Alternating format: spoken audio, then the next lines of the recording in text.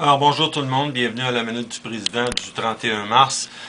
Donc écoutez, aujourd'hui, écoutez, on a un autre communiqué encore qui émane de la direction au sujet d'une conférence de presse qui s'est donnée devant l'Agence de Montréal. Vous savez, je vous ai parlé mardi dernier d'une manifestation, d'un événement qu'on a fait devant l'agence avant de se présenter au conseil d'administration de la dite agence pour aller poser des questions à M. Levin.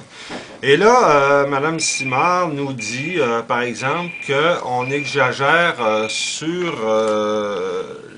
parce qu'on a dit qu'il y avait une soixantaine de postes de coupés au C3S Jeanne-Mance depuis là, le plan de redressement budgétaire, comme on l'appelle la direction.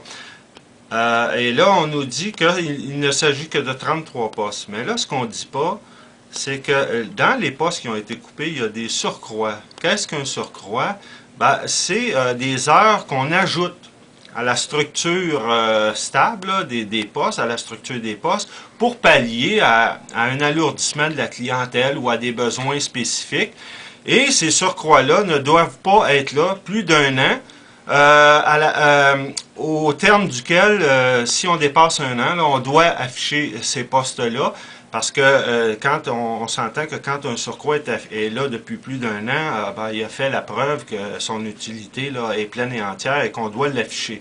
Et c'est ce que la convention collective d'ailleurs spécifie. Donc, et en droit et en nécessité, le surcroît, là, c'est pas une bulle d'air. Alors, donc, nous, et là, la direction a coupé ces surcroîts-là. Et il y avait des surcroîts qui dataient, tenez-vous bien, là, de près de 6 ans, là, qui n'étaient pas affichés ces postes-là.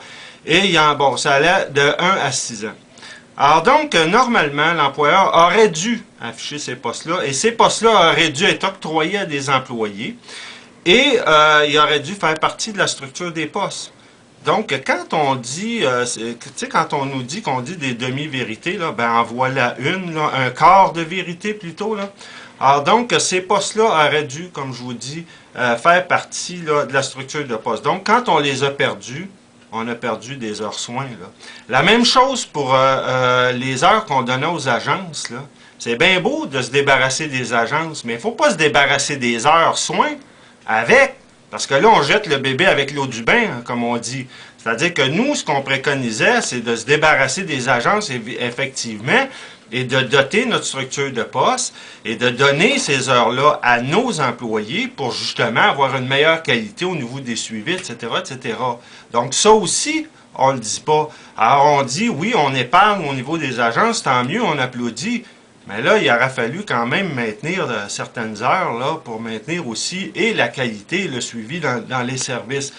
Donc, voilà, moi, je voulais faire cette mise au point-là avec vous. De toute façon, on va vous écrire et on vous fera suivre notre littérature comme d'habitude pour faire, nous aussi, nos mises au point.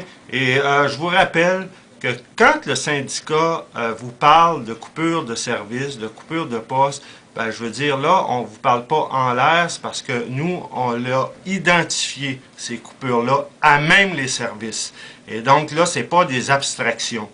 Alors, quand on parle de ce niveau de coupure-là dans les services, c'est qu'on est capable, et d'ailleurs, on insiste et on demande à l'employeur de le rencontrer. On a demandé aussi à l'agence pour justement aller jaser sur des faits avérés et documentés. Alors, je vous remercie. À la prochaine.